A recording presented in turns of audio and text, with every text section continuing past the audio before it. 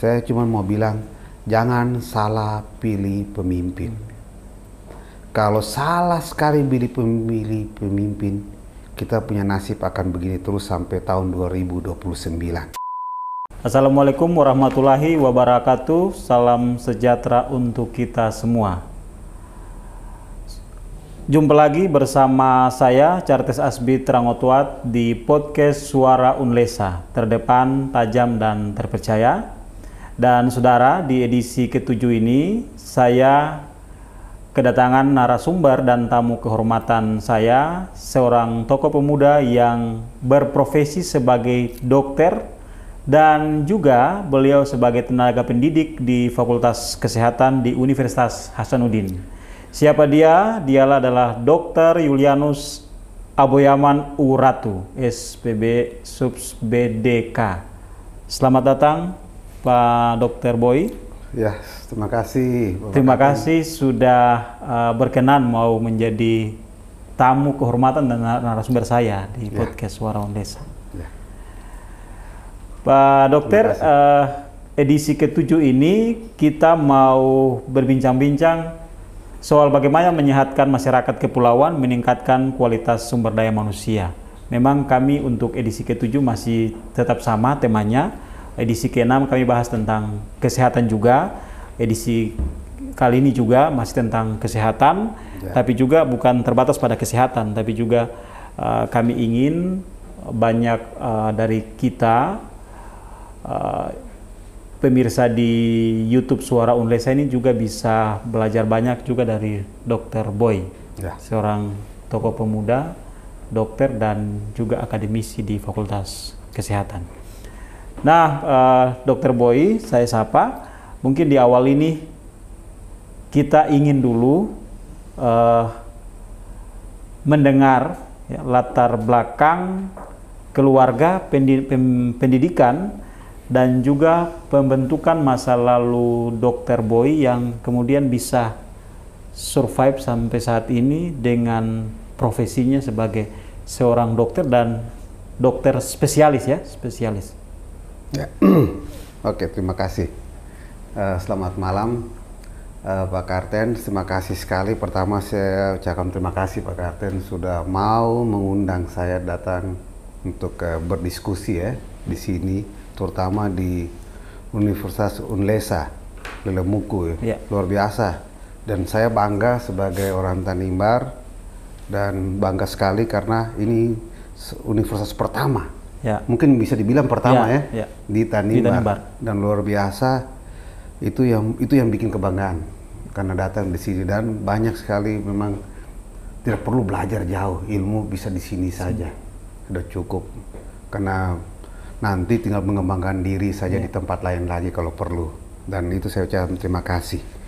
Terus mengenai pertanyaan tadi, pertanyaan mengenai riwayat, saya ini aslinya dari keluarga Uratu, mama saya Johanna Masela. Itu mungkin tahu karena mama saya juga guru, bapak juga guru, cuman beliau minta pensiun dini karena membantu orang tuanya di bisnis. Jadi bapak dari Daud? Dari Daud. Selaru ya? Selaru. Kalau ibu? Mama ibu dari Sera. Sera. Dan saya ini lahir di Sera. Lahir di Sera. Lahir di Sera. Nanti sekolah sempat kelas 1, kakak saya di sana. Kami ada berlima saudara ya? Bersaudara, saya nomor 2. Jadi kemudian sekolah sampai kelas 1, saya kelas 1, kakak saya kelas 2, baru kita pindah ke Somlaki. Nah, menunjukkan diri sekolah di Somlaki. Dulu SD-nya SD Kristen ya, SD SD Negeri 1. Negeri 1. Ya, masih menumpang di SD namanya SD Impres dulu. Kemudian SMP, lulus SMP 2 namanya, sekarang SMP 5. Kemudian SMA Negeri. SMA Negeri 1 ya, sekarang SMA Negeri 10 ya kalau tidak salah ya. Dari situ baru pergi sekolah lagi di Jakarta, ambil kedokteran di Fakultas Kedokteran Universitas Kristen Indonesia. Nah, kemudian di sana saya juga ketemu istri saya juga satu angkatan di sana. Satu kampus ya? Satu kampus di UKI. Pendek singkat waktu kami menikah juga, akhirnya menikah di Jakarta ketemu. Dan sekarang punya? Saya punya 3 anak. 3 anak. Nah, 3 anak. Anak pertama sekarang sudah kedokteran juga di Universitas Hasanuddin Makassar. Istri dari asal dari? Istri saya itu dari sana, aslinya orang Adam, tapi dia aslinya Manado, tapi lahir dan besar di Makassar. Jadi Kira-kira. istri dokter juga ya, dokter Ya, jadi kami spesialis berdua juga? setelah lulus kedokteran tinggal di Makassar, saya melanjutkan diri sekolah dokter bedah. Istri dokter penyakit dalam. Dokter bedah di Universitas Hasanuddin Makassar. Istri juga Universitas Hasanuddin Makassar. Setelah itu dia melanjutkan diri sebagai dokter endokrin. Saya ke dokter subspesialis bedah saluran cerna, bedah digestif atau bedah saluran cerna. Oh, jadi tadi ini ya dok, ya, mohon maaf ya kalau tadi gelarnya nih SPB. Subspesialis bedah digestif itu bedah saluran cerna. Oh, saluran cerna. Lebih fokus itu. Jadi dok memang ahli di situ ya? Ya, bukan di situ saja. Kita melanjutkan diri juga, karena saya merasa bahwa pendidikan itu sangat penting. Jadi itu saya masih lagi ikut pendidikan lanjutan di seperti saya ambil pelajari lagi mengenai bedah hati. Bedah hati. Khusus di Jepang. Jadi filo sana. Kemudian saya mengikuti lagi pendidikan bedah khusus laparoskopi lagi, mengikuti lagi filo di Ho Chi Minh City. Nah, setelah selesai bedah digestif, saya masih belajar lagi, kembangkan ilmu. Jadi pergi lagi, ikut lagi short course, jadi kursus pendek kayak di Kuala Lumpur, ikut minimal invasif khusus operasi hati. Jadi rentetan pengalaman pendidikan, praktik dan sebagainya yang kemudian mengantarkan Dokter Boy sekarang sebagai dokter di saya dokter di Rumah Sakit Primaya Makassar. Dan di Rumah Sakit Akademis Makassar. Dan juga sebagai staf pengajar di Departemen Bedah Fakultas Kedokteran Universitas Hasanuddin. Jadi sebagai dosen juga ya statusnya? Ya, sebagai dosen. Saya dosen non PNS. Tapi NIDK ya? Baik. Berarti memang saat ini Dokter Boy kesibukannya sebagai dokter dan juga sebagai tenaga pendidik ya di Universitas Hasanuddin tadi ya? Betul sekali. Berarti apa saja yang dilakukan saat ini ya? Berbagai agenda kesibukan. Ya, begini, sebagai dokter tetap melayani pasien, tetap melayani pasien seperti biasa. Dan sebagai dosen, saya juga kan mengajar calon dokter umum. Saya juga mengajar juga, membantu dan mengajar, mendidik juga dokter bedah, calon dokter bedah. Juga mengajar juga buat calon dokter bedah saluran cerna di Universitas Hasanuddin Makassar. Sudah berapa lama dok di Unhas? Saya di Unhas mulai dari 2018. Di Universitas mengajar. Sampai saat ini. Sampai saat ini. Luar biasa ya pengabdian Pak Dokter, bukan hanya sebagai dokter di rumah sakit mengurusi pasien, tapi juga mengurusi juga manusia yang sedang menempuh pendidikan ya. Meningkatkan sumber daya manusia. Maka sebetulnya tidak salah hari ini saya dengan Pak Dokter akan bicara banyak bukan soal kesehatan, tapi juga bagaimana meningkatkan kualitas sumber daya manusia dan lebih khusus di Tanimbar generasi muda. Betul sekali. Nah, Pak Dok, bagaimana pandangan Pak Dokter sendiri melihat Tanimbar dari perspektif seorang tokoh pemuda yang berprofesi sebagai dokter dengan persoalan kesehatan kita di kabupaten saat ini? Ya, terima kasih Pak Kartes. Memang saya sudah sebelumnya saya mau cerita sedikit bahwa saya pernah bertugas di Tanimbar tahun 2011 sampai 2012 di sana di Rumah Sakit Magreti. Setelah selesai sebagai dokter bedah, Magreti saya pas zamanan pemerintahan Pak Bito Temar. Betul, Pak Dok. Mungkin sebelum lanjut, jadi ini memang juga yang kemudian kemarin-kemarin sempat ada juga yang menyampaikan, yang mungkin kontra, sempat menyampaikan, Pak Dokter Boy kan dulu tugasnya di Somlaki, tapi kok kemudian keluar ke daerah lain. Nah ini mungkin kesempatan juga Pak Dok bisa menceritakan lebih detail. Jadi saya waktu kerja di rumah sakit itu 1 tahun, waktu selesai, waktu setelah wisuda saya datang. BJ mengantar pulang mama, terus Mama bilang coba kamu kerja dulu di sini. Padahal waktu itu saya sudah ditawarkan dari satu daerah di Maluku Utara dengan pendapatan yang sangat-sangat fantastis buat seorang dokter bedah baru. Nah, jadi cukup besar sekali. Saya datang coba dan mereka kasih fasilitasnya yang uang ya, karena kita pulang kampung ya mengabdi karena permintaan orang tua. 1 tahun saya dan lumayan saya kerja. Dan saya, karena kita orang Tanimbar, kita melayani orang Tanimbar itu banyak dengan segala persoalan yang ada. Dan puji Tuhan, dan cukup lancar. Cuman dan kalau waktu saya lihat waktu saat itu, memang agak kurang yang dari saat itu adalah dia insentif terhadap dokter spesialisnya masih kurang. Tapi insentif buat dokter umum sangat bagus. Jadi kalau waktu saat itu lihat itu ya, dokter-dokter umum banyak sekali, terutama kan saya alumni UKI dan dari UNHAS juga, kita lihat banyak sekali orang mau datang kerja di Tanimbar. Karena ada selain insentif dari pemerintah pusat, ada insentif juga dari daerah yang bagus buat mereka. Itu kurun waktu pemerintahan Pak Bito waktu yang pertama, periode pertama. Berarti 2007 ya sampai. Waktu 2011 ya waktu itu ya. Oh, iya. Jadi banyak waktu itu pergi sana. Dan ada saya punya junior dari UKI, dia mau saja ditempatkan di Molomaru sana. Dan dia senang, padahal dia lulusan dari Jakarta, dia lumayan keluarganya berada. Dan dia dapat penghasilan yang lumayan, karena ada juga jasa. Selain dia dapat insentif dari pemerintah pusat, dia juga dapat insentif dari pemerintah daerah, yang lumayan. Dan mereka insentif dokter umum di saat itu tidak berbeda dengan insentif yang saya dapat. Karena saya waktu itu tidak dapat kontrak, ya mohon maaf, karena saya tidak dapat kontrak insentif dari pemerintah pusat. Tapi saya dapat insentif dari daerah. Dan kalau mereka berdua dapat dua insentif itu, mereka dapat lebih besar dari saya sebagai dokter spesialis. Padahal ini dokter PTT loh. Jadi saat itu dok, kira-kira berapa dokter yang dikontrak untuk di Tanimbar saat itu? Cuman saya sendiri. Jadi waktu itu ada yang dokter spesialis saat itu, ada dokter Diana Uratmangun, dokter mata. Spesialis mata, dan dokter Sitarante yang puji Tuhan dia masih bertahan sampai sekarang, sampai saat ini. Jadi yang saya mau bilang bahwa memang ada kekurangan saat itu, tapi kekurangan karena dia insentif buat dokter spesialis mau datang agak kurang. Tapi insentifnya buat dokter umum untuk pelayanan di puskesmas itu sangat bagus. Dan sampai ada yang mau mengisi yang daerah yang orang bilang dimomarkan itu. Ada yang mengisi dan lumayan bagus saat itu. Dan ada teman saya juga, junior saya, dia memperpanjang PTT-nya karena dia mau mengumpul uang sambil pelayanan. Dia cukup bagus saat itu. Tapi kita ketersediaan dokter saat itu sampai berapa lama bertahan? Dokter itu karena saya keluar 2012, saya nggak tahu lanjutnya, tapi kurun waktu itu kita punya dokter-dokter kan balik lagi yang sudah lagi yang di beasiswa, seperti ada dokter bedah, ada dokter anestesi, istrinya juga dokter kandungan balik, ada dokter penyakit dalam balik.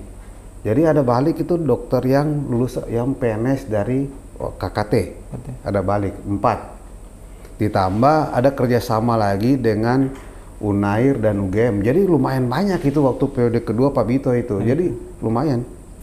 Cukup kadang-kadang dokter penyakit dalam, dokter kandungan, dokter bedah, dokter anestesi, tinggal ada dokter anak juga tambah. Jadi waktu saat itu ada double malah dokter. Ada dokter penyakit dalam, ada 2. Dokter bedah 2. Jadi dokter anestesi 1, kandungan 2. Berarti periode kedua Pak Bito saat itu dokter juga ketersediaan dokter untuk ini cukup ya? Waktu zaman saya tidak.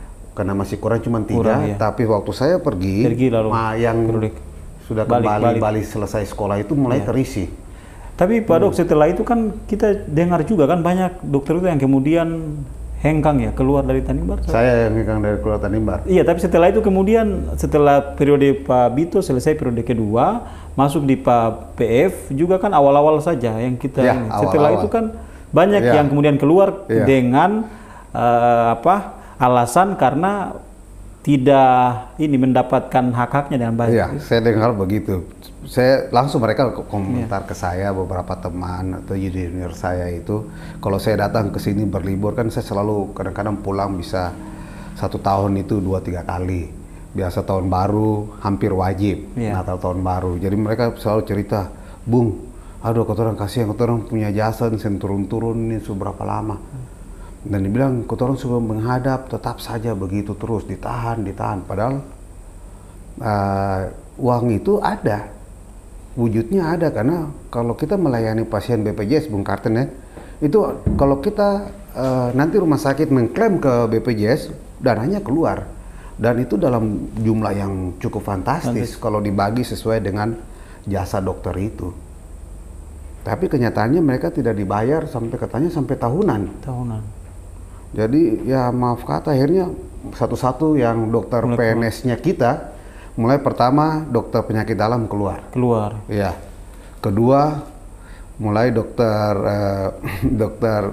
anestesi, karena istrinya penyakit kandungan, jadi dua-duanya keluar. Ditambah dengan ada dokter mata pindah, dokter Diana minta pindah lagi ke Manado gitu. Jadi sekarang efektifnya masih ada dokter bedah dan ada dokter bantuan, dokter jantung, karena baru selesai. Jadi kalau menurut dokter saat ini ketersediaan dokter di Tanimbar per hari ini sangat kurang. Berapa kira-kira yang ada sekarang? Kata dokter spesialis, ada dokter Sita, ada dokter setelah diagnosis, ada dokter jantung, ada dokter bedah, pasti kurang yang melayani pasien langsung. Dengan Tanimbar ya. Tanimbar yang sangat besar. Bung Karten, saya sudah jalan di kampung-kampung. Jadi saya tahu sekali bagaimana masalahnya. Dan kedua, jadi apa yang terjadi akhirnya sangat kekurangan. Karena kotoran Tanimbar ini jumlah penduduk berapa, Bung Karten? Terakhir ini katanya 120 atau 130 ribu jumlah penduduk. Kotoran harusnya, kalau WHO sendiri mensyarati satu dokter harus melayani 1000 ya. 1000. Memang kita secara nasional kita kurang. Jadi sekitar itu perbandingan sekitar 6. Ada bilang 5.000 berbanding satu dokter secara nasional. Kalau kita jauh sekali. Karena ada yang kecamatan tidak ada dokternya. Padahal jumlah penduduknya lebih dari 10.000. 10.000 ya. Kan tadi dokter kasih perbandingan kan satu dokter harus melayani 1.000 penduduk. Tapi secara nasional kan kita masih kurang. Sekitar 4.000 berbanding satu secara nasional. Kalau kita jauh di atas. Ketimpangannya sangat jauh. Ya. Itu dari aspek SDM-nya ya. Tadi saya mau masuk ke soal SDM khusus nakes, tenaga kesehatan, dan khusus lagi dokter. Nah, kalau infrastruktur kesehatan, dokter melihat sendiri di Tanimbar. Sebenarnya infrastruktur yang ada kalau dimanfaatkan sebenarnya sudah ada. Gedung ya, kita bicara gedung. Tapi kan ilmu kedokteran kan bukan cuma gedung. Ya, harus ada isinya.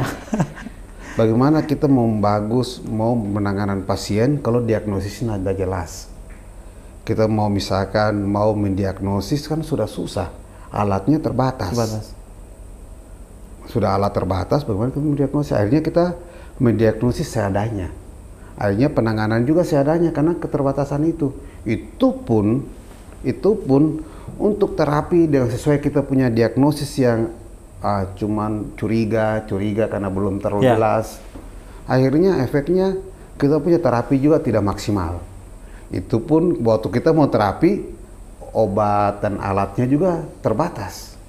Jadi itu problem yang sangat besar di kita. Jadi dok, memang jadi sama saya sebenarnya kalau kita bicara soal misalnya tenaga dokter yang banyak, tapi kemudian tidak didukung dengan infrastruktur kesehatan yang juga memadai, maka sama saja ya, ibaratnya kayak satu sisi ini mata uang ini. Iya betul. Ya? Bicara tenaga dokter ada, tapi kalau peralatannya yang segala infrastruktur yang mendukung tidak ada. Misalnya dokter ada, tapi kalau tidak ada obat juga. Iya betul. Jadi kenyataannya begitu. Jadi dia ada yang saya sudah pergi, ternyata soalnya berulang dan terakhir ini tambah parah. Sama sekali. Kenyataan bahwa alat-alatnya itu ketersediaannya sudah rusak lah macam, dan kenyataan dan obat habis, dan itu berulang terus. Dan kita kan selalu pulang jika kita tahu bahwa ada yang demo obat habis, 1 bulan obat ada, 3 bulan hilang, dan itu kenyataan dan waktu kita jumpai di lapangan. Dan kenyataannya, dan untuk mendiagnosis Bung Karten kita butuh laboratorium yang bagus. Untuk mendiagnosis lagi kita butuh alat diagnosis imaging yang cukup bagus. Dan selain SDM yang bagus juga. Kenyataan bahwa kita Dua-duanya enggak ada. Padahal untuk struktur bangunan kesan kalau kita lihat di itu cukup bagus ya bangunan dari luar, tapi isinya enggak ada.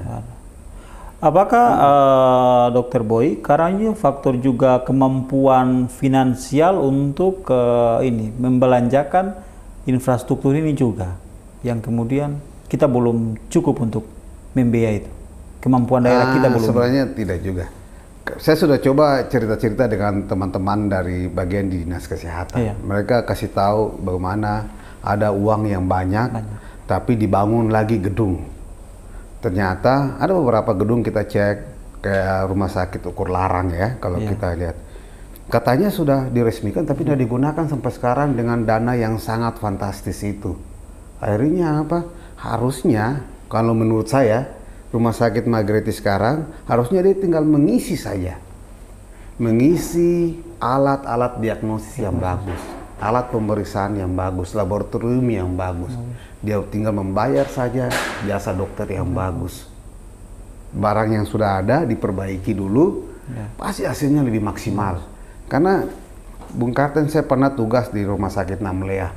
Rumah sakit di Namlea Pulau Buru itu lebih kecil dari kita punya Magreti sekarang. Itu tahun berapa itu Pak Dok? Saya tahun 2007 kalau tidak salah di sana. Itu dia punya rumah sakit itu sudah dari rumah sakit kecamatan. Ternyata rumah sakit sudah dari kecamatan Pulau Buru dulu, waktu masih Provinsi Maluku. Dia sudah punya rumah sakit.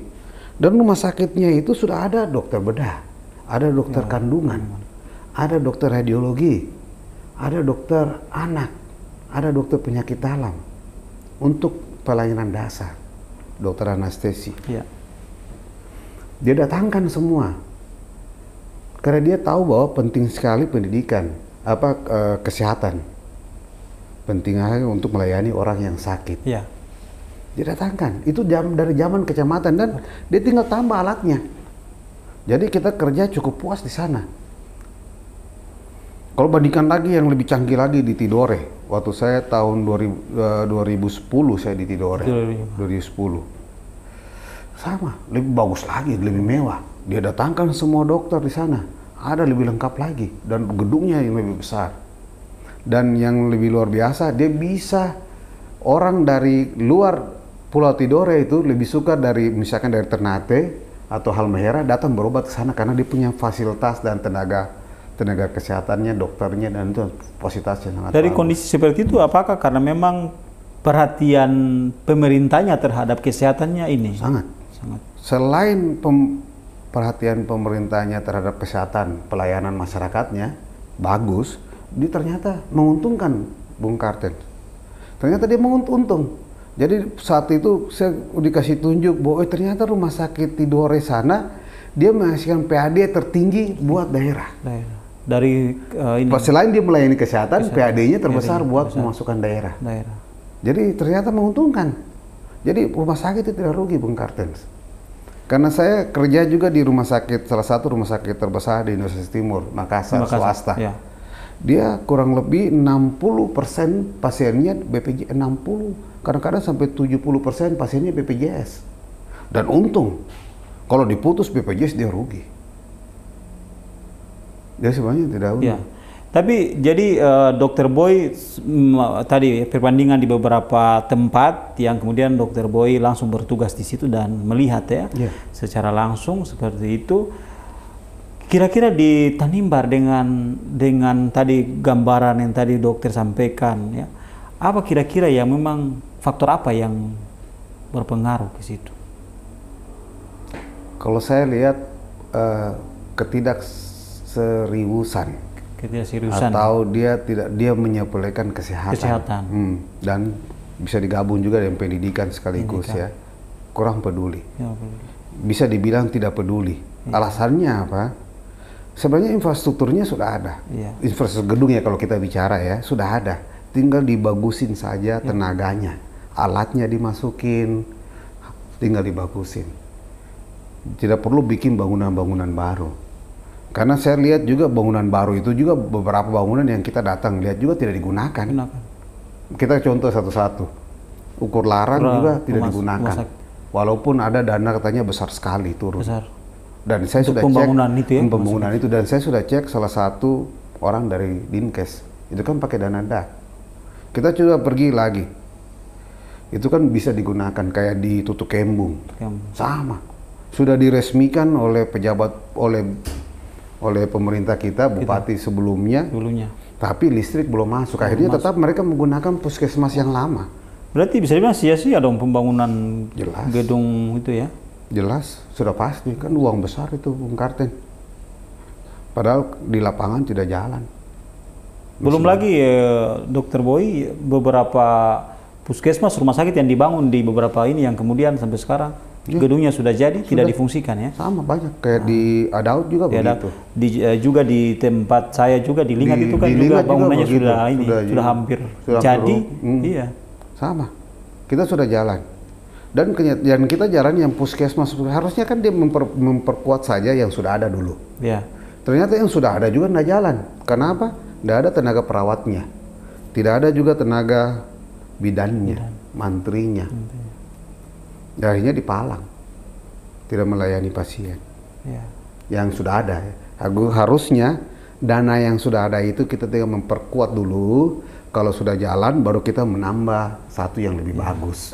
Berarti betul ya. Jadi salah satu faktor yang penting adalah ketidakseriusan sebenarnya. Ketidakseriusan, malah dianggap tidak peduli, malah belum concern betul terhadap sangat tidak peduli. Padahal Dokter Boy kan pemerintahan sebelumnya juga kan mengusung visi dan misi kan sehat ya.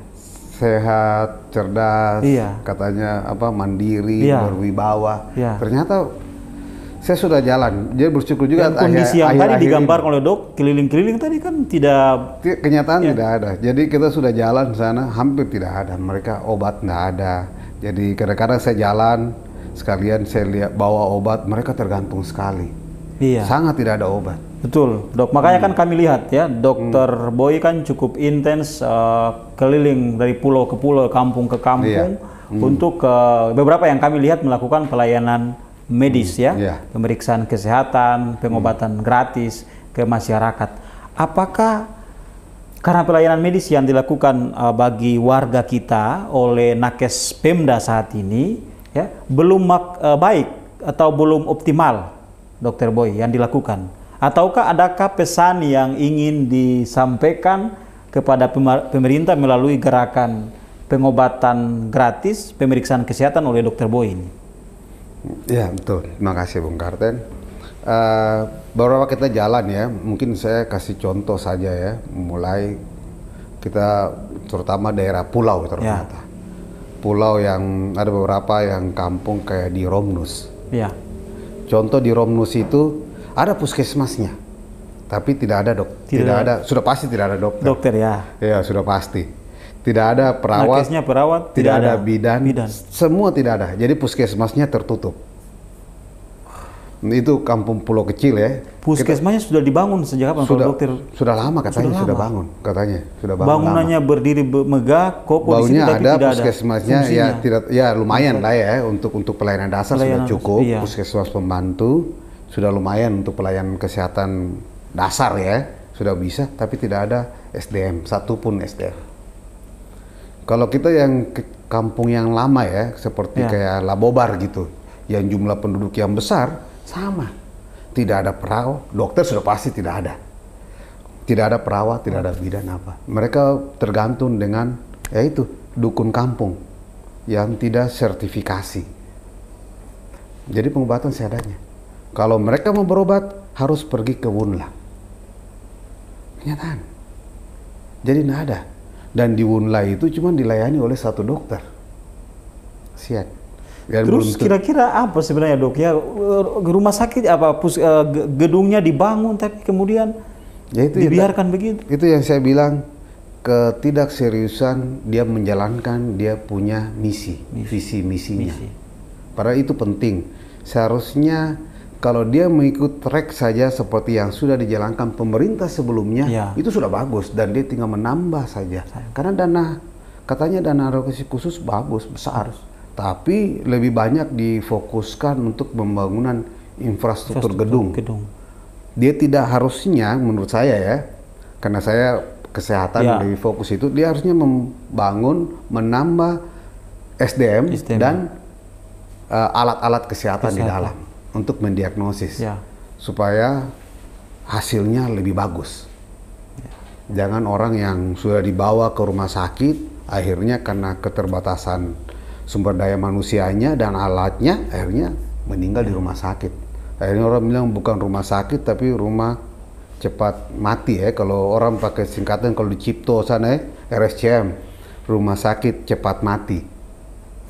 Gitu. Jadi realitas pelayanan medis kita maupun infrastruktur yang belum memadai di desa-desa ya, di pulau-pulau yang kemudian menggerakkan Dokter Boy untuk turun melakukan pemeriksaan dan pengobatan gratis, ataukah adakah pesan khusus yang mau disampaikan lewat gerakan ini?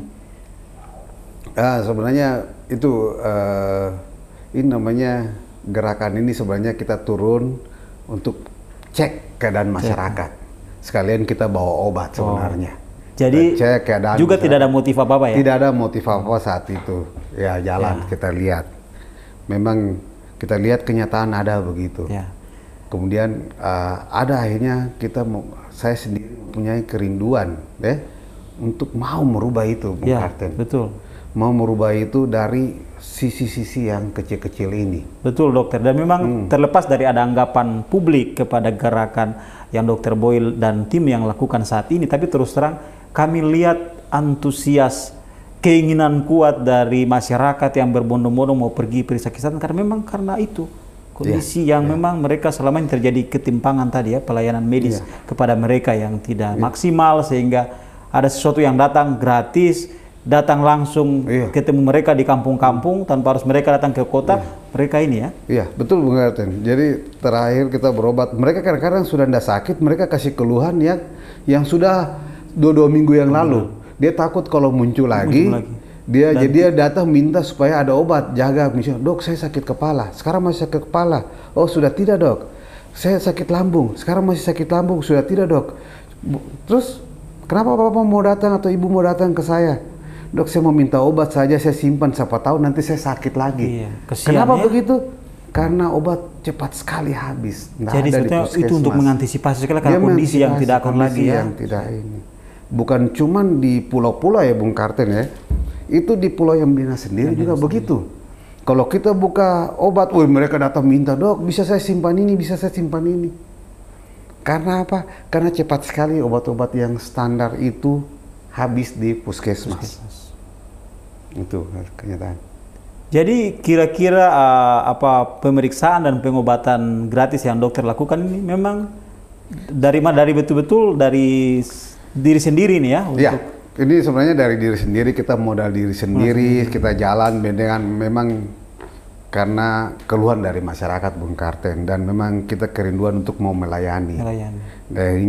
Akhirnya terbentuk motivasi sendiri untuk melayani yang lebih bagus lagi. Kita harus jadi pemimpin.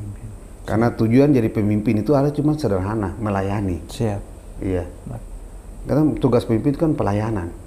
Bukan minta untuk dilayani. Karena moto saya punya Universitas UKI itu melayani, bukan dilayani. Dan itu juga yang menjadi yang bikin motivasi untuk gitu. Karena kesekedaan miris sekali, bukan cuma di pendidikan. Akhirnya mereka cerita keluh kesah. Di ekonomi juga begitu, di pendidikan juga begitu. "Dok, kalau bisa Dok, jangan ini saja ini, bikin bangun sekolah." Apa saya punya hak bisa bangun sekolah? Gitu-gitu kira-kira. Dokter Boy sebagai anak pulau ya, saya sebut seperti itu karena memang orang tua ayah dari Selaru ya, jadi juga bagian dari anak Selaru, anak pulau Selaru. Menurut Dokter Boy sendiri, bagaimana strategi atau pendekatan yang tepat dan optimal untuk pelayanan medis bagi warga masyarakat, mengingat ya secara geografis daerah kita gugus pulau dan laut pulau ya. Kan dokter kan baru keliling-keliling ini dan tahu ya bagaimana pelayanan dan pemeriksaan kesehatan, tapi kemudian dari pulau ke pulau, dari kampung ke kampung yang kemudian terpisah lewat laut ini, sepertinya kita butuh strategi dan model atau pendekatan juga dalam penanganan. Betul. Waktu kan saya sudah jalan ya sampai mulai dari Selaru sampai di Molomaru. Jadi saya sudah lihat ternyata infrastruktur kesehatannya sudah ada, terutama kayak puskesmas itu ya Bung Karten ya, sudah ada. Cuman untuk menambah untuk menambah SDM-nya itu yang kurang. Ya. Yang tadi saya sudah pernah contohkan tadi di Romnus tadi, tadi di Labobar. Nah, yang satu yang di hampir setiap kampung itu, desa itu sudah ada puskesmas. Puskesmas pembantu. Ya. Kalau puskesmas utamanya biasanya di ibu kota kecamatan. Nah, ada satu desa yang dia sama sekali tidak dibangun itu puskesmas, akhirnya mereka bikin puskesdes, pusat kesehatan desa. Dengan pakai dana desa. Dana desa ya? Karena tidak dibangun, itu di Wulmasa. Sama sekali tidak tersentuh. Jadi kebijakan dari pemerintah desa? Dari pemerintah desa mereka membangun namanya dia mau bilang puskesmas. Dia bilang puskesdes. Dan mereka menggaji, dia punya tenaga, perawat, bidan, dan mantrinya pakai dana desa. Dia pakai insentif lagi dana desa supaya bisa mengisi itu. Dan dokter sudah sampai di sana dan lihat langsung ya? Saya lihat langsung. Karena saya sudah turun di sana, ada beberapa kasus diminta untuk saya melayani dari rumah ke rumah. Itu luar biasa dia. Terus ada satu kampung lagi namanya Tineman itu ya, Tineman luar biasa juga. Di sana memang dia punya puskesmas, tapi perawatnya dan bidan di sana tidak digaji. Dibayar, dikasih honor, tapi honor dibayar oleh dana desa. Tidak dapat honor dari pemerintah. Mereka lagi berusaha supaya di honor atau PNS dari pemerintah. Karena digaji pakai dana desa. Itu. Jadi menurut saya infrastruktur kesehatannya sudah ada, gedungnya sudah ada. Cuman yang kurang adalah tenaganya. Tadi di Lingada itu yang tidak ada, seperti Labobar tidak ada. Dok, saya dengar juga itu masih seputar situ juga itu Mitak itu juga, kalau dokter mungkin sudah sampai atau belum, itu kan tidak ada juga tenaga medis sama sekali di situ. Sehingga kalau tidak salah yang saya dengar itu masyarakat yang misalnya sakit itu kan mereka harus ke ke desa tetangga yang ada tadi tenaga medis. Iya, mirip gitu kayak begitu. Sedang di saja kekurangan. Jadi dia harus ke Watmasa yang ada. Jadi ternyata banyak sekali kekurangan. Jadi banyak itu mereka kekurangan tenaga kesehatan, para medis. Kalau medis sudah hampir pasti tidak ada, dokter sudah tidak ada. Karena untuk kecamatan seperti Warmaktian saja sempat putus tidak ada dokter. Saya tidak tahu sekarang sudah ada dokter belum. Karena dengan kecamatan yang besar begitu sempat tidak dilayani oleh dokter. Padahal dengan jumlah jiwanya lebih dari 10.000. Tidak ada dokter. Kalau kita lari lagi ke Larat lagi ya, sebenarnya sudah ada untuk pelayanan pulau. Tinggal kita maksimalkan saja tenaga perawatnya, bidannya, dan perawatnya untuk mengisi itu. Memang problem karena tempat kepulauan. Mungkin kita harus kasih insentif yang lebih. Insentif lebih supaya dia dapat mau ke sana. Insentif lebih dalam bentuk materi, atau dalam bentuk kalau dia berhasil di pulau itu, mungkin di insentif jabatan lebih bagus lagi ke tempat yang lebih bagus. Jadi di sana, jadi di tempatnya yang dikasih insentif jabatan. Kalau dia berhasil di pulau yang terpencil itu, jadi ada senanglah dia bertugas di sana. Jadi ada reward juga juga buat dia. Karena memang kita harus tahu bahwa daerah itu akses masuk ke pulau itu kan sulit. Seperti pernah kita mau pergi ke Pulau Maru ya, Pulau Maru itu desa Nurkat. Itu akses masuk kan susah itu, Bu. Dokter sudah sampai sana juga. Sampai sana. Kita akhirnya menginap hampir lebih dari 6 jam karena dia punya tempat pelabuhannya tidak ada. Di sana luar biasa juga begitu. Mereka ada perawat tapi lebih banyak insentif dari desa. Itu kenyataan. Jadi obatnya cepat habis. Jadi mereka senang sekali kita datang bisa melayani, mereka minta untuk melayani pasien dari rumah ke rumah. Dan emang kenyataan bahwa sebenarnya fasilitasnya sudah ada. Tinggal kita kasih insentif supaya perawat atau bidan bisa mengisi tempat itu. Dan bukan berarti kita kekurangan perawat, bidan, atau mantri ya. Ada. Tapi pemerintah tidak sanggup membayar mereka. Itu. Karena banyak sekali. Banyak sekali, saya tahu banyak. Karena saya ketemu orang-orang yang tadinya dihonorkan sebagai perawat di sana, dihonor pemerintah, mereka putus karena tidak dibayar lagi. Tidak dibayar lagi. Itu kira. Sebenarnya ada. Iya. Kita tinggal menambah insentif. Memang saja. dari kondisi real yang dokter paparkan ini, karena memang sudah turun langsung dan melihat secara langsung ya, bukan mendengarkan dari orang, tapi mengamati, melihat langsung. Sebetulnya memang cukup memprihatinkan ya kondisi kesehatan kita di Tanimbar sebetulnya. Sangat memprihatinkan. Karena itu kenyataan di lapangan. Jadi banyak yang, ada contoh yang kayak di Romnus tadi, itu ada satu anak muda, dia bilang mereka pernah satu pasien ibu-ibu bermasalah dengan sakit, ada perdarahan. Karena tidak ada puskesmas, mereka harus bantu. Puskesmas bantu bawa ke Somlaki karena tidak ada pertolongan pertama sampai memang hidup di Somlaki, Magreti, tapi karena pertolongan tidak maksimal akhirnya meninggal di rumah sakit. Lagi-lagi soal ini infrastrukturnya. Ya, karena daerah-daerah itu kan aksesnya susah. Sulit. Aksesnya susah, jadi otomatis dia butuh waktu untuk sampai. Jadi minimal daerah itu harus ada pelayanan pertama.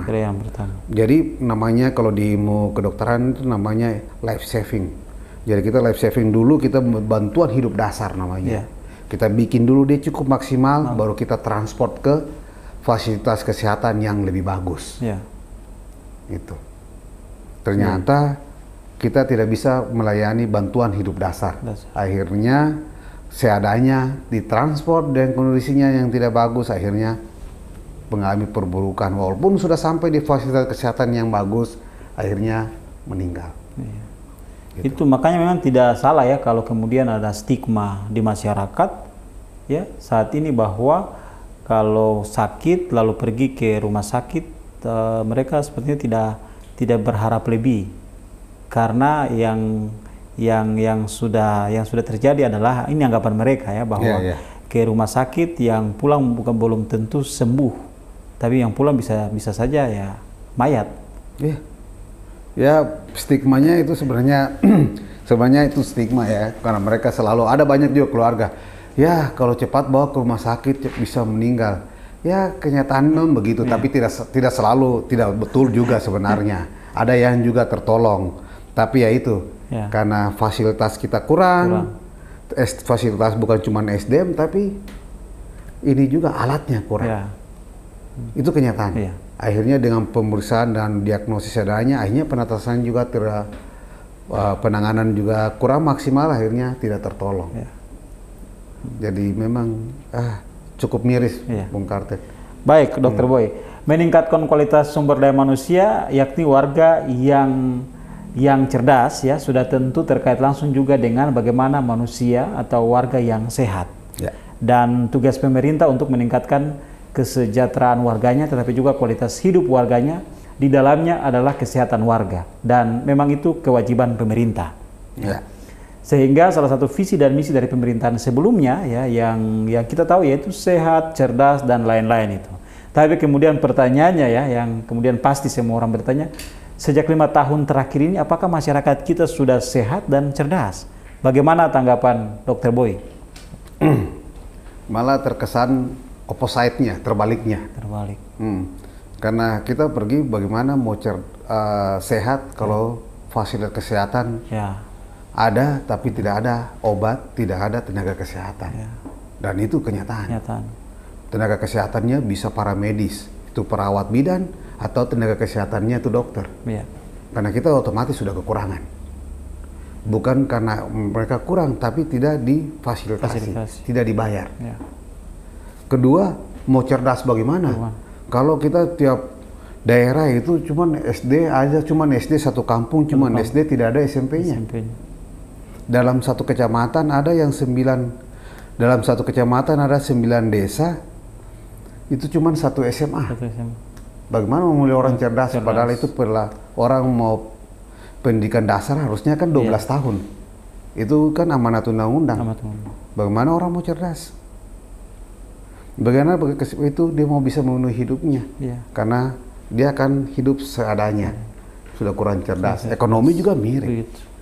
Jadi hampir penyertaan pemerintah buat pelayanan dasar sangat kurang. Padahal itu adalah kewajiban pemerintah. Padahal itu kewajiban pemerintah. Cara pelayanan dasar ini pelayanan dasar itu. Baik, Dokter Boy. Saat ini juga persoalan kesehatan di daerah kita juga yaitu persoalan stunting, dan saya sudah bicarakan hal ini juga dengan dokter sebelumnya di podcast edisi sebelumnya. Dan pemerintah saat ini sedang konsen terhadap penurunan stunting di daerah kita. Pertanyaan saya masih sama juga dari perspektif Dokter Boy, mengapa di Tanimbar persoalan stunting cukup tinggi dan bagaimana mestinya penanganannya dari kacamata Dokter Boy sendiri? Iya, memang stunting itu problem ya. Bisa problemnya internal, problemnya eksternal. Internalnya dari harusnya dilihat secara umum, komprehensif gitu ya. Internalnya dari orangnya. Jadi orangnya, eksternalnya dari penyertaannya, jadi dari dokternya atau apanya. Jadi banyak itu dia faktor. Jadi faktor stunting itu bisa dari ibunya pertama. Ibunya kalau pendidikannya tidak bagus, dia tidak tahu bahwa hamil itu perlu kontrol selama 9 bulan masa kehamilan. Dia harus kontrol. Jadi kita sebagai pemerintah kita harus ada di situ. Kita mengedukasi masyarakat supaya kalau ada ibu hamil selalu kontrol. Ada trimester pertama berapa ke bidan, kunjungan ke bidan.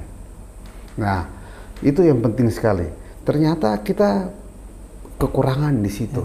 Kedua, mengenai apa yang lain, selain itu penyertaan juga pemerintah kayak tenaga kesehatan juga. Tenaga kesehatan untuk mengontrol itu juga tidak ada. Jadi eksternalnya tidak ada dan kedua ekonominya masyarakat. Betul. Bagaimana ekonomi dia mau bagus. Misalkan selama kehamilan dia harus makan protein tinggi, asupan protein dan vitamin.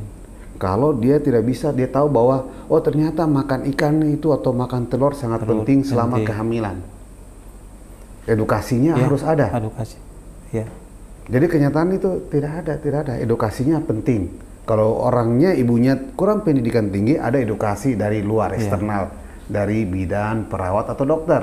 Tapi ternyata kita punya dokter, perawat, bidan juga tidak ada. Akhirnya stunting tetap ada, tetap tinggi. Bagaimana juga dia mau pergi memeriksa sebenarnya dengan biaya jadi juga. Butuh biaya juga, karena apalagi terutama yang di pulau. Pulau. Jadi itu faktor pendidikan sangat penting.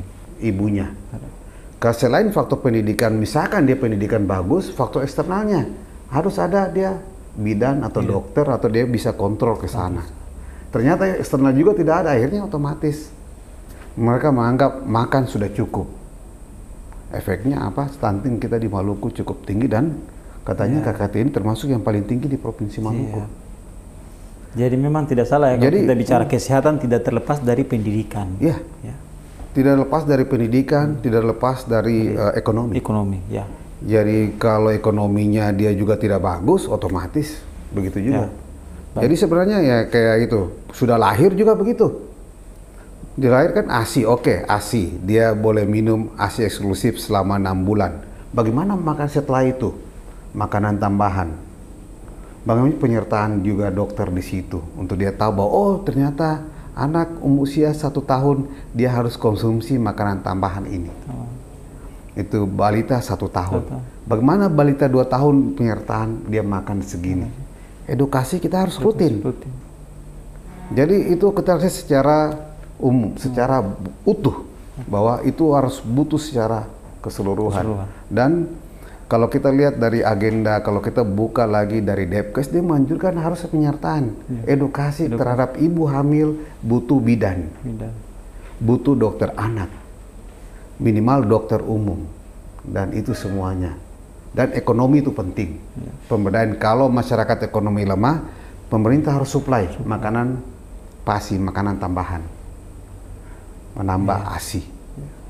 Karena ekonomi juga penting. Tapi kita punya ekonomi kan cukup turun juga, Bung. Jadi ternyata mereka bagaimana mau sentuh itu makanan tambahan buat bayi, akhirnya otomatis stunting juga meningkat. Kalau sudah terjadi stunting, ya kadang-kadang akhirnya angka kesakitan juga meningkat. Jadi efeknya apa? Kalau sudah mudah sakit, kalau dia sudah stunting, dia otomatis dia gampang terjadi kematian. Terus efeknya, misalkan dia survive ya dari stunting, otomatis apa? Intelijensia dia menurun. Anak itu. Efeknya apa? Kita terbelakang. Jadi kalau misalkan dia lolos dari stunting, dia besar, otomatis dia punya berbeda dengan orang yang normal. Ya, itu juga yang membuat itu yang membuat indeks indeks pembangunan manusia kita jadi tertinggal di Provinsi Maluku. Jadi memang sebenarnya harus itu pemicahannya dari akar masalahnya. Masalahnya dulu dilihat, karena itu berhubungan. Jadi pendidikan, pelayanan kesehatan dan ekonomi rakyat kecil itu. Itu bisa lepas dari ekonomi. Karena dia tidak lepas itu semua secara utuh kita harus lihat. Nah, Dokter Boy, berbagai persoalan mendasar, salah satunya persoalan dasar di Tanimbar saat ini ya, yang tadi kita Dokter Boy sudah banyak menyampaikan terkait juga fakta empiris di lapangan. Maka sebetulnya kita membutuhkan kepemimpinan yang kuat sebetulnya ya, dan cepat bertindak mengatasi berbagai persoalan di daerah. Menurut Dokter Boy sendiri, kepemimpinan di daerah seperti apa yang kita butuhkan ke depan? Sebenarnya kita butuh pemimpin yang mau melayani. Dia harus mau melayani dengan hati. Itu penting sekali. Kalau orang tidak mau melayani dengan hati, tidak usah jadi pemimpin. Kalau dia mau datang, mau kerja sebagai pemimpin, jangan. Atau dia mau datang cari kerja, jangan. Atau dia mau datang cari uang di situ, jangan. Karena jadi pemimpin itu, jadi pelayan itu tidak harus. Kau harus berkorban waktumu dan berkorban uang. Itu sangat, dan dia harus melayani dengan hati. Hati ya, Dokter. Harus melayani dengan hati. Karena betul tadi ya, kalau kita bicara pemimpin yang datang dengan konsep yang banyak dan sebagainya ya, dengan berbagai visi dan misi ini, tapi kemudian kalau itu kemudian tidak terimplementasikan dengan baik, itu soal. Pasti Kakak, masalah. Itu pasti jadi problem. Dan untuk melayani masyarakat itu butuh komitmen yang keras.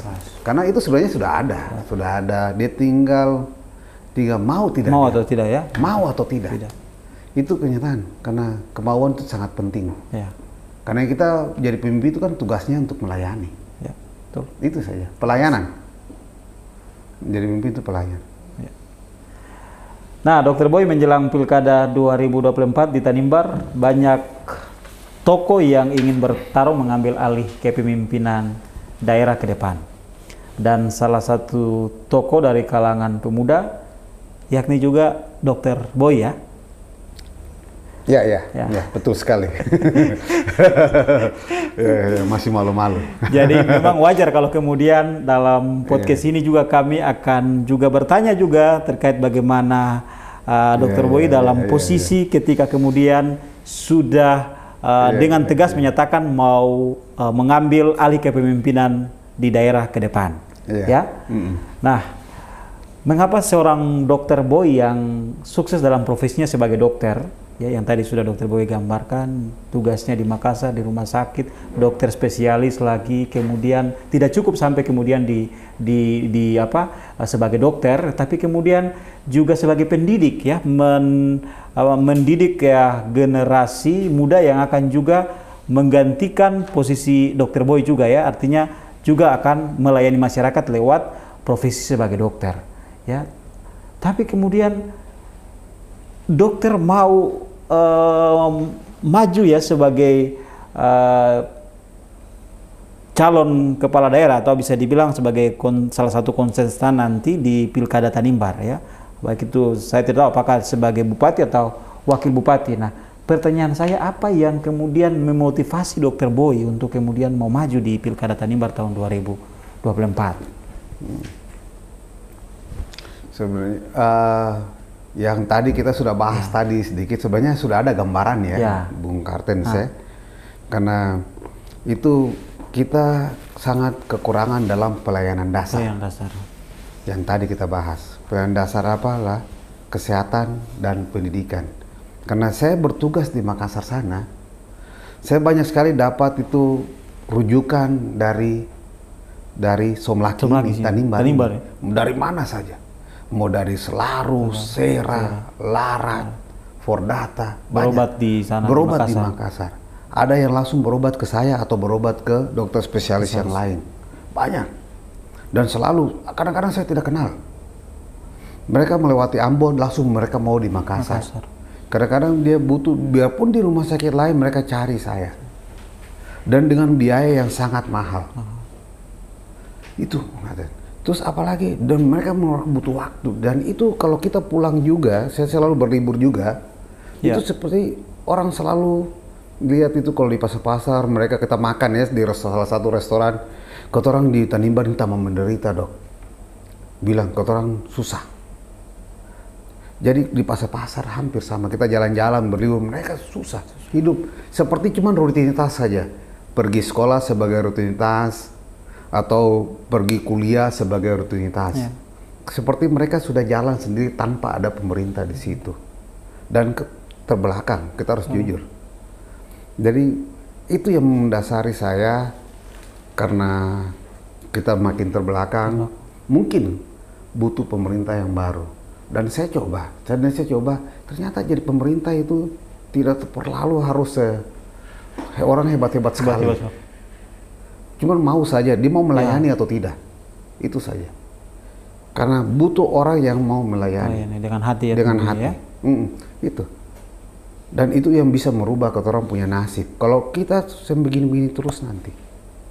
Jadi memang menghadapi berbagai keluhan-keluhan masyarakat ya, lebih khusus terkait dengan persoalan kesehatan ya, yang kemudian membuat Dokter Boy terpanggil ya untuk kemudian harus masuk dalam sistem sebetulnya kan, karena sebenarnya kalau di luar pun memang tidak bisa berbuat banyak ya sebenarnya.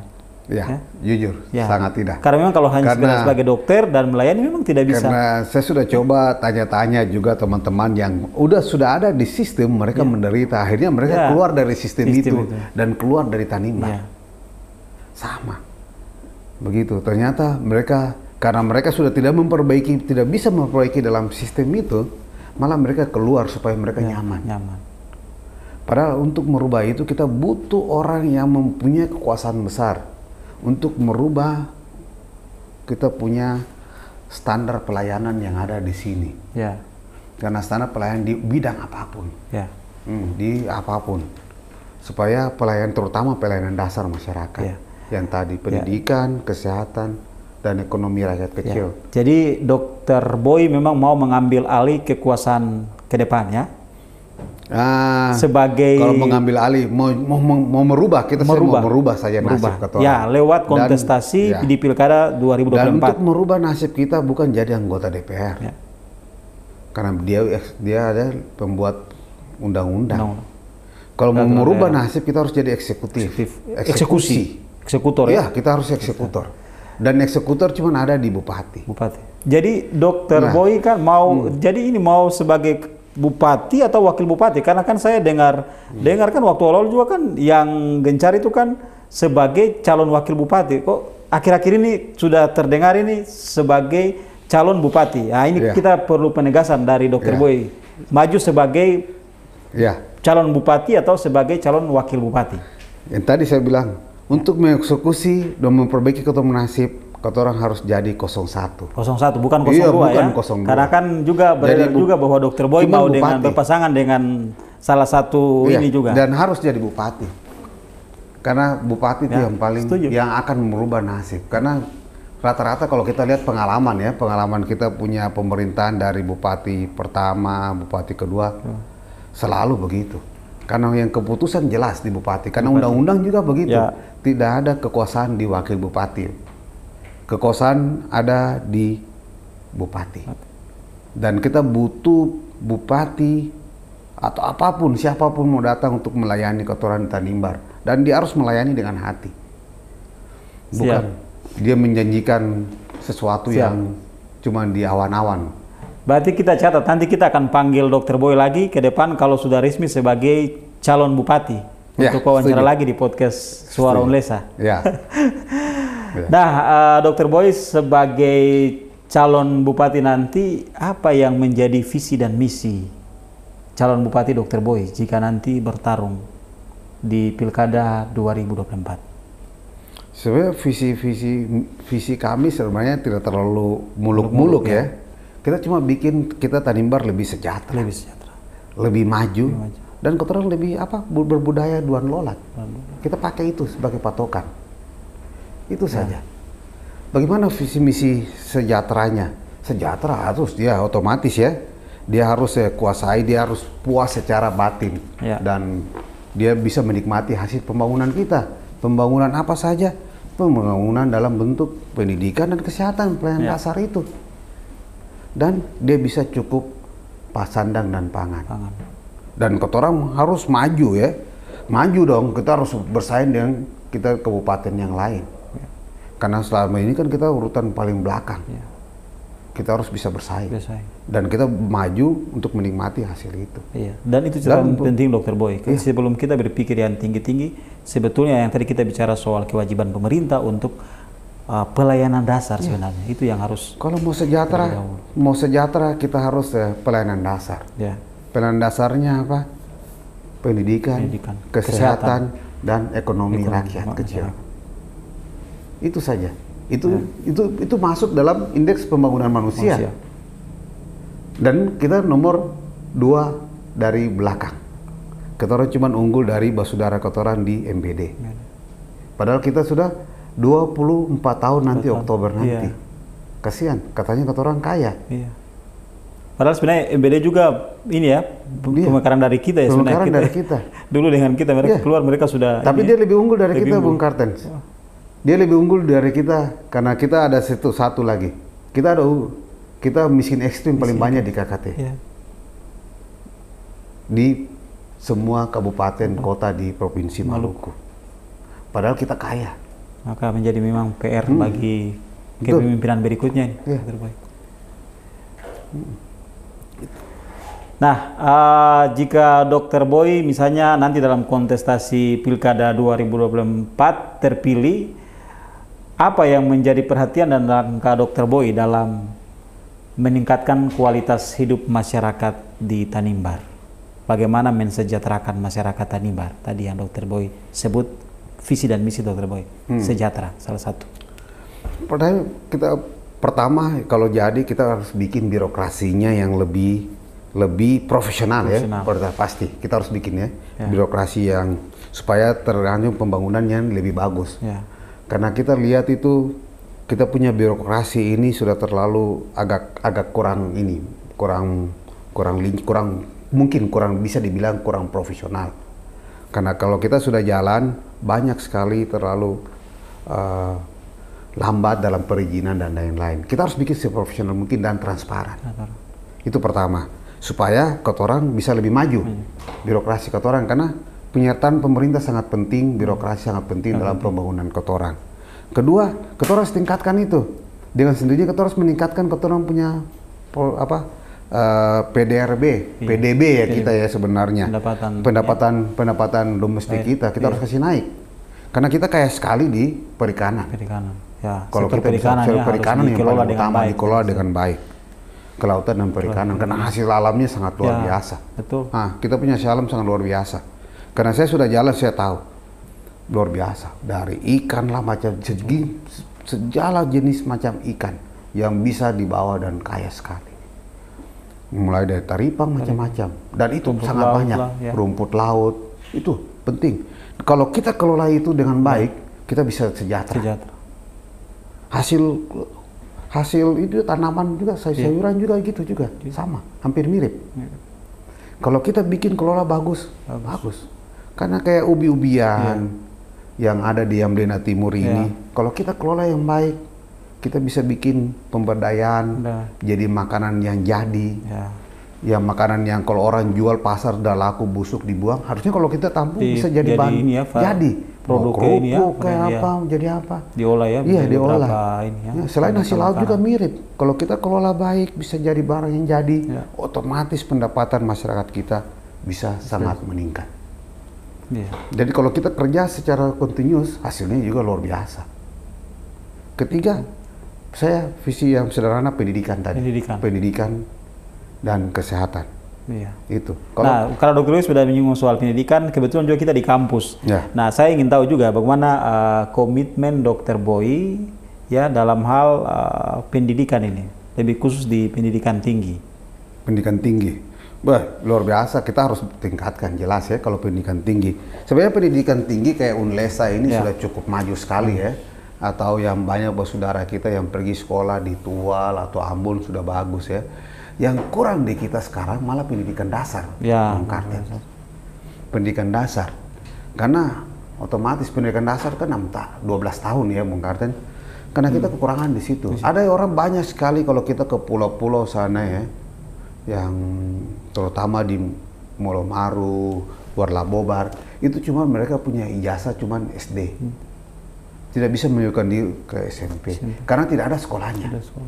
Dan kalau ada sekolahnya cuman dalam satu pulau, beberapa pulau itu cuma ada satu. Ya.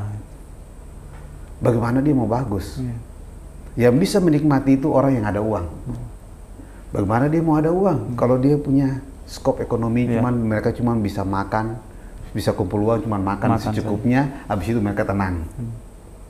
Jadi pendidikan dasar yang paling penting. Mungkin kalau pendidikan dasar dan SMA kita harus itu.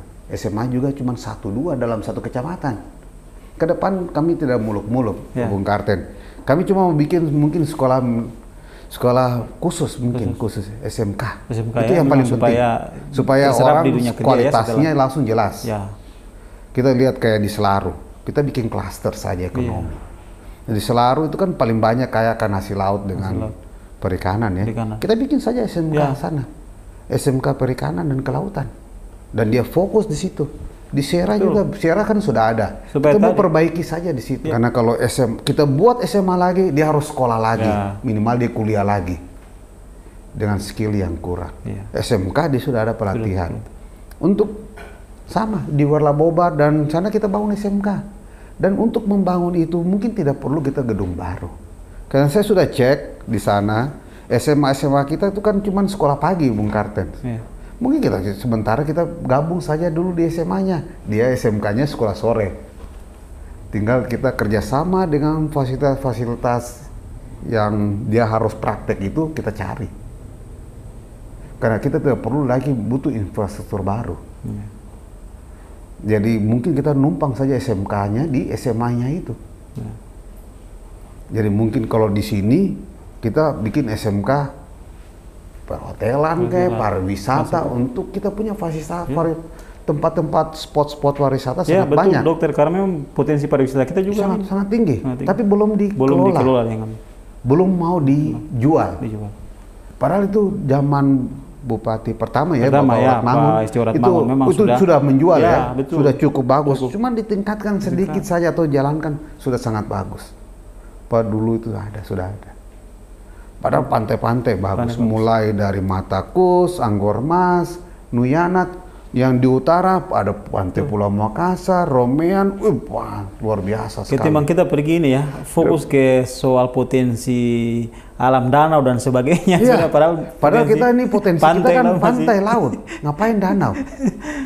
Padahal kita pantai-pantai sangat bagus. Kan kita ini pulau kecil, ngapain bikin danau? Mungkin danau itu bikin jadi sumber air aja. Karena kita kekurangan sumber air. Harusnya dibikin embung-embung atau bikin bendungan, bukan bikin tempat wisata danau. Karena wisata laut kita sangat bisa dijual. Betul. Itu orang sangat suka, dan saya suka sekali itu. Dan itu banyak yang mau. Baik, Dr. Boy, ini tadi luar biasa sekali ya. Kira-kira gambaran yang Dr. Boy ingin lakukan ya ke depan, misalnya dalam ketika misalnya nanti dalam konsultasi Pilkada 2024 masyarakat memberikan amanah kepada Dr. Boy. Tapi kemudian kami ingin Dr. Boy kira-kira meyakinkan kita ya apa yang dimiliki oleh seorang Dr. Boy sehingga memang pantas diperhitungkan dan pantas dipilih ya oleh masyarakat Tanimbar sebagai bupati ke depan? Bung Karten, saya ini dokter ya, dipanggil Dokter Boy, saya dokter, tapi saya juga dosen, saya guru. Dan kita penting sekali bahwa yang bisa merubah kotoran nasib itu orang yang mau melayani dengan hati. Dan tugas saya sebagai dokter adalah pelayan pasien. Saya tahu bagaimana pasiennya susah, pasien sakit, pasien datang sakit, sudah begitu nggak punya uang. Banyak sekali kita di dunia kedokteran itu ada waktu tertentu kita pelayanan gratis buat orang yang tidak mampu. Dan kadang-kadang orang itu dia mau tersentuh kayak begitu pelayanan dasarnya. Dan saya punya kemampuan itu untuk pelayanan. Selain juga saya juga dokter, saya dosen, saya mengajar, saya guru. Bagaimana saya juga mengajar calon-calon mahasiswa, calon-calon dokter umum. Saya juga mengajar calon dokter bedah, jadi saya tahu itu. Bagaimana penting sekali pendidikan dan kesehatan. Dan kita sangat kurang di situ. Kedua, saya punya hati untuk melihat orang yang bagaimana susah mengenai ekonomi kecil, bagaimana kita jalan di kampung yang orang punya tanam ubi-ubian, tapi dia tidak bisa jual terpaksa kita beli dengan harga sangat murah. Padahal itu kalau dikelola dengan baik sangat bagus. Jadi kita tidak muluk-muluk. Jadi tidak muluk-muluk harus hebat sekali sebagai pemimpin. Yang penting kita mau melayani saja. Dan saya merasa saya bisa melayani itu. Karena saya punya tugas datang pemimpin untuk melayani. Dengan kemauan, komitmen yang berangkat dari hati, kemudian kemampuan sumber daya yang dimiliki saat ini bisa. Dan saya punya kemampuan bisa itu. Dan saya datang di sini bukan cari kerja. Karena saya sudah ada pekerjaan Bung Karten. Saya sudah ada kerja di rumah sakit yang cukup bagus dan penghasilan saya dan istri saya sudah cukup bagus. Tidak harus datang cari kerja di sini. Saya datang di sini mau melayani saja. Itu. Dan untuk melayani itu bukan jadi wakil atau mau jadi dewan, kita harus jadi bupati. Karena bupati yang bisa merubah kotoran punya nasib. Karena kotoran sudah sangat tertinggal. Baik, Dokter Boy, sebagai closing statement, ada yang ingin disampaikan ke masyarakat kita, masyarakat Tanimbar? Oke, ada. Oke, terima kasih Bung Karten. Kotoran Tanimbar ini saya sudah jalan keliling mulai dari Selaru sampai di ujung Molomaru, dari Eliasa sampai di Molomaru sana. Saya sudah lihat ternyata kita Tanimbar ini sangat kaya. Kaya akan hasil alam yang luar biasa, laut, perikanan. Terus kalau kita jalan di Yamdena ini kita kaya sekali dengan hasil pertanian yang cukup luar biasa karena semua ada, kaya. Tapi belum dikelola dengan baik, belum saja dikelola atau belum dikelola dengan baik. Dan kotoran kita sudah jalan hampir sana dan ternyata tanya-tanya kualitas orang Tanimbar itu sangat luar biasa. Banyak yang pintar-pintar. Banyak orang Tanimbar yang pintar yang tinggal di luar sana. Tinggal kotoran kumpul itu jadi satu kesatuan yang baik, kotoran bisa lebih maju. Dan kotoran terpuruk ini sekarang karena kotoran selalu kurang dikelola secara oleh pemimpin kita yang ada. Akhirnya kotoran selalu mengalami kemunduran. Untung ke depan kalau kita punya pemimpin yang dia bisa kelola itu dengan baik, dia bisa kelola kotoran punya kekayaan alam yang luar biasa, mulai dari hasil laut, mulai dari hasil hasil laut dan perikanan macam-macam itu, semua dari Selaru sampai di Molomaru dikelola dengan baik, hasil pertanian yang bisa dikelola dengan baik, ubi-ubian, sayur-sayuran yang sudah ada, cili macam-macam. Kalau bisa dikelola dengan baik, terus hasil tempat yang spot-spot wisata itu bisa dijual atau dipromosikan dengan baik, bisa kita maju dan bisa kita sejahtera dan bisa kita tidak sakit-sakitan. Itu bisa. Dan butuh orang pemimpin yang mau melayani. Maka itu saya mau bilang depan akan terjadi konsultasi pemilihan bupati dan wakil bupati. Saya cuma mau bilang jangan salah pilih pemimpin. Kalau salah sekali pilih pemimpin, kita punya nasib akan begini terus sampai tahun 2029. Kalau ada pemimpin itu yang sudah gagal, sebaiknya kita jangan pilih lagi. Karena kita punya nasib akan gagal terus. Dan itu sudah terbukti dengan angka-angka. Kita punya angka kemiskinan sangat tinggi. Miskin ekstrim juga ada. Dan angka stunting juga termasuk paling tinggi di Provinsi Maluku. Masa kita mau begitu terus dengan pemimpin yang sama? Jadi jangan salah pilih pemimpin. Itu saja. Baik. Terima kasih. Luar biasa, Dr. Boy. Kurang lebih 1 jam ya bersama dengan Dr. Boy, ya, tokoh pemuda dan seorang dokter spesialis, juga sebagai seorang tenaga pendidik di Fakultas Kesehatan di Universitas Hasanuddin, ya. Putra Tanimbar tentunya banyak menggambarkan kepada kita ya bagaimana menyehatkan masyarakat kepulauan, meningkatkan kualitas sumber daya manusia. Karena memang tugas kita semua, apalagi kita yang punya profesi, punya peran, ya, diharapkan bisa memberikan manfaat kepada orang lain, kepada sesama. Ya, saudara, kebahagiaan adalah di saat apa yang Anda